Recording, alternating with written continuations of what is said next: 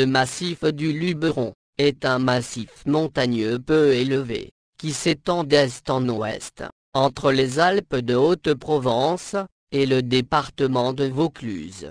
La première mention du massif est antérieure au début de l'ère chrétienne, Louerionos. La forme moderne Luberon, ou Luberon, selon une graphie actuellement contestée, est attestée à partir du XVIIIe siècle. Le massif, comprenant notamment les montagnes du Grand et du Petit Luberon, mesure plus de 60 km de long, pour une largeur de 5 km environ, et son point culminant est le Mour-Nègre, sommet arrondi, qui s'élève à 1125 mètres d'altitude, dans le Grand Luberon. L'hydrologie du relief comprend plusieurs rivières et sources, et un seul plan d'eau, l'étang de la Bonde. Composé de roches de l'ère secondaire comme de l'ère tertiaire, majoritairement calcaire, le massif est riche en fossiles de la fin du secondaire, et comprend de nombreuses carrières. Son climat de type méditerranéen lui apporte une saisonnalité très marquée des pluies et des températures qui favorisent une grande variété d'écosystèmes, et par là une économie variée. Soumise à une émigration marquée sur le dernier quart du XXe siècle, la population connaît un habitat hétéroclite, dû principalement aux contraintes de l'activité agricole. Si ses flancs sont peuplés dès le Paléolithique et que ses ressources naturelles permettent aux populations périphériques de se développer, sa situation géographique ne prend une importance stratégique qu'au Moyen Âge, et décline à l'époque moderne. Le massif se trouve désormais au cœur du parc naturel régional du Luberon et devient au fil du temps un lieu emblématique de la Haute-Provence, réputé au-delà des frontières de l'Hexagone. Le massif connaît depuis son peuplement une forte activité agricole, notamment grâce à son vignoble, couvert par 2 appellations d'origine contrôlée. Le tourisme s'est développé depuis l'époque contemporaine, alors que le commerce des marchés de Provence date de l'époque médiévale. Ces 2 activités influent fortement sur l'économie de la région. Toponymie.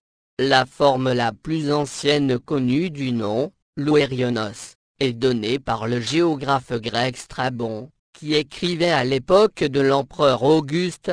Les auteurs grecs les plus récents nomment les Saliens celto-ligures, et leur attribuent tout le pays de plaine qui s'étend jusqu'au Lourion, et au Rhône, puis les Berons, présents dans un dictionnaire de 1743, ou le Beron, déjà présent sur les cartes de Cassini, vers 1779, et dont on trouve des traces à partir de la deuxième moitié du XVIe siècle, et jusque dans la deuxième moitié du XVIIIe, et au début du XIXe siècle, au moment de la création du département de Vaucluse. Ce nom perdure jusqu'au milieu du XIXe siècle. On trouve sur certaines cartes de géographie scolaire que l'on utilisait au milieu du XXe siècle, le massif désigné sous le nom de l'Héberon, mais il s'agit tout de même d'éditions parisiennes. La graphie Luberon se rencontre cependant déjà fin XVIIIe, début XIXe siècle, et s'établit au début du XIXe siècle. Des dictionnaires ou encyclopédies comme Larousse et le Robert admettent les formes Luberon ou Luberon. L'orthographe et la prononciation Luberon sont toutefois à éviter au profit de Luberon. Selon Charles Rostin, le nom du Luberon serait basé sur une racine prélatine lup, hauteur, suivie du double suffixe eron, que l'on retrouve dans le nom du Citeron, montagne de l'ancienne Béotie. Les Féniers reprennent cette explication, et expliquent le passage de P à B, par l'attraction du provençal loba. Selon Pierre-Yves Lambert, Louerno est un mot celte, gaulois, qui signifie renard, et se retrouve peut-être dans ce toponyme, ce qui en ferait le mont au renard. Parmi les étymologies fantaisistes, on trouve celle de vallée des loups, peut être liée à la présence de très nombreux loups dans le Luberon, qui attaquaient les troupeaux de moutons. Le dernier loup fut aperçu en 1922. En occitan provençal, il est noté le beuron, selon la norme classique, ou le beuroun, selon la norme mistralienne. Dans les deux cas, le E de la seconde syllabe se prononce et, les Bérounes. Dans son Trésor du Félibrige, Frédéric Mistral traduit le nom du massif en français en Léberon. Il précise en outre que les formes Liberoun Libéroun, et Luberoun Lubéroun, existent également en provençal. L'ensemble de ces formes sont des variantes locales en Provence. Dans le sous-dialecte rhodanien du provençal, le E avant une consonne se prononce parfois selon les cas, alors que dans la majeure partie de la Provence, le E conserve sa prononciation en E. Les orthographes modernes Luberon et Luberon ne sont que le résultat d'un vestige des prononciations provençales, toutes deux valides, selon l'endroit où l'on se situe en Provence. Le massif du Luberon et ses environs. Le massif du Luberon est un massif des Préalpes situé dans le sud de la France, à cheval entre les départements de Vaucluse et des Alpes de Haute-Provence, région Provence-Alpes-Côte d'Azur, à 70 km au nord de Marseille. Il s'étend sur 60 km, d'est en ouest, pour 5 km de largeur moyenne. Il est limité par le Calavon et les monts de Vaucluse, au nord, et la Durance au sud. 4 villes se sont développées autour de lui. Apt, au nord. Cavaillon, à l'ouest. Pertuis, au sud. Et Manosque, à l'est. Topographie. Ce massif comprend plusieurs montagnes, le Grand Luberon et le Petit Luberon en sont les principales. Il existe également un Luberon oriental, dont les hauteurs sont comprises entre 280 et 976 mètres, et qui correspond à la partie la plus à l'est du massif. Toutefois, de nombreuses cartes anciennes, ou guides n'en font pas mention, ne parlant que du Grand et du Petit Luberon. C'est la rivière de l'Aiguebrun, traversant le massif du nord au sud, qui sépare le Petit Luberon du Grand Luberon. Celle-ci a creusé une combe, que l'on nomme la combe de Lourmarin. Le Grand Luberon, où culmine le Mournègre, 1125 mètres, est la partie principale du massif tant en taille qu'en longueurs et largeurs. Il est situé à l'est de la combe de Lourmarin, au sud de la sous-préfecture de Vaucluse à Apt, et des monts de Vaucluse, à l'ouest et au nord du lit de la Durance, qui longe tout le massif, d'est en ouest, en partant de Manosque, descendant jusqu'à Pertuis, et remontant jusqu'à Cavaillon. Le Grand Luberon, depuis le nord-ouest, avec en premier plan les vignes, puis un hameau de la vallée du Calavon. Le Petit Luberon, quant à lui, correspond au triangle Cavaillon, Apt, Lourmarin, au sud de la vallée du Calavon, qui le sépare des monts de Vaucluse. Ce triangle, situé dans la partie du massif à l'ouest de la combe de Lourmarin, commence à une hauteur de 110 mètres, et culmine à une hauteur de 727 mètres. Géologie. Le Luberon est constitué de roches datant de la fin du Mésozoïque, jusqu'au milieu du Cénozoïque. Le Petit Luberon est constitué d'une zone très large de calcaire argileux coupé par des bancs plus durs de calcaire, néocombien, formant de grandes falaises. Sur le versant nord, c'est le Barémien qui occupe la plus grande surface.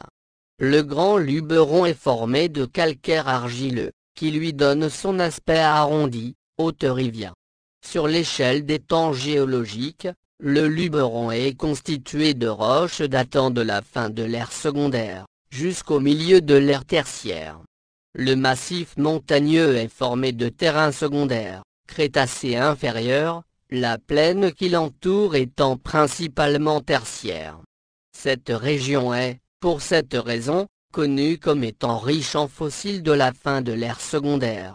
Ainsi, le site paléontologique d'Opédette correspond à ce que l'on appelle un Lagerstätte, un gisement montrant une grande qualité de préservation, et où quasiment tous les grands groupes sont représentés. Les lignes de chevauchement sont situées principalement au sud de la ligne de crête du Petit et du Grand Luberon.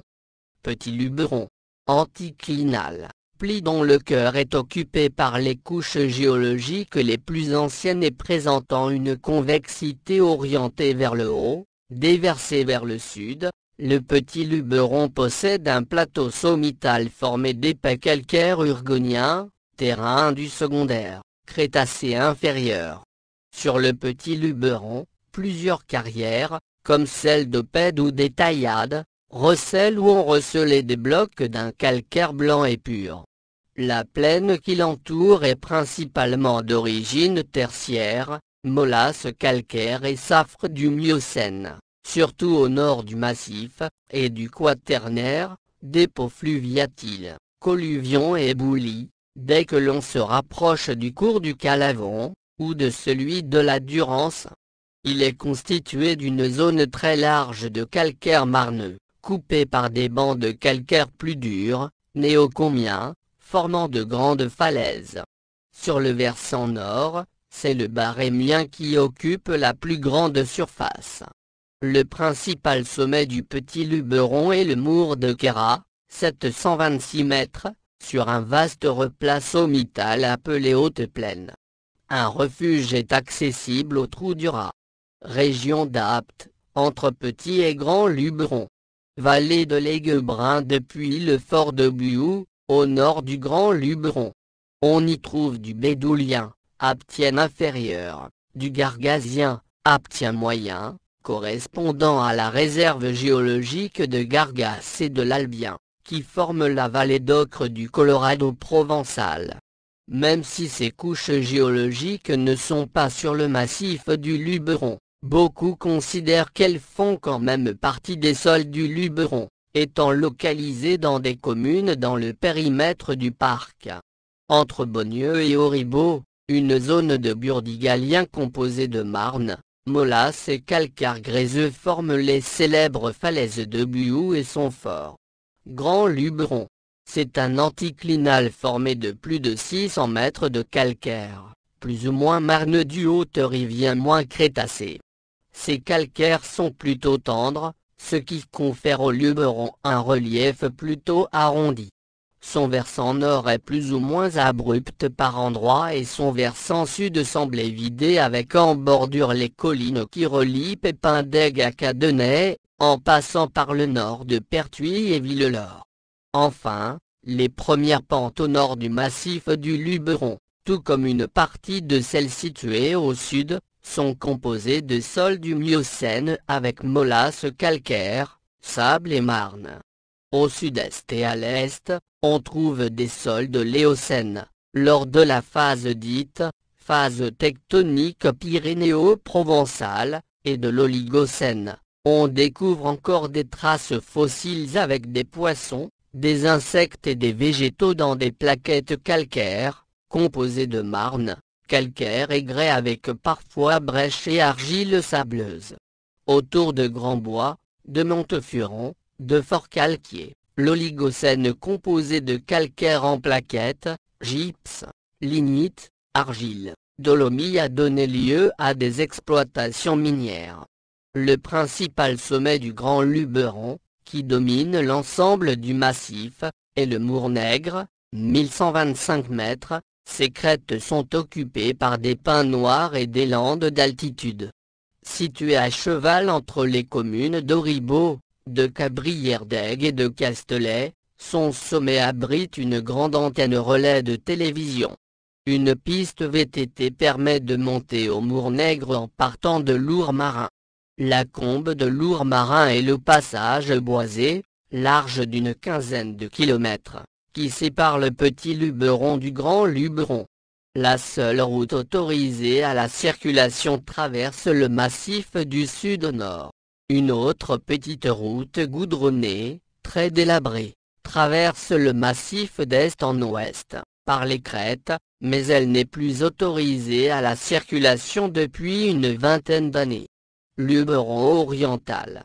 Le Luberon oriental, quant à lui, est principalement composé de ces mêmes sols, que l'on retrouve au sud-est et à l'est du Grand Luberon, datant de l'Éocène et de l'Oligocène ainsi que de sols du Miocène, et quelques rares portions du Quaternaire, là où coulent les rivières naissantes.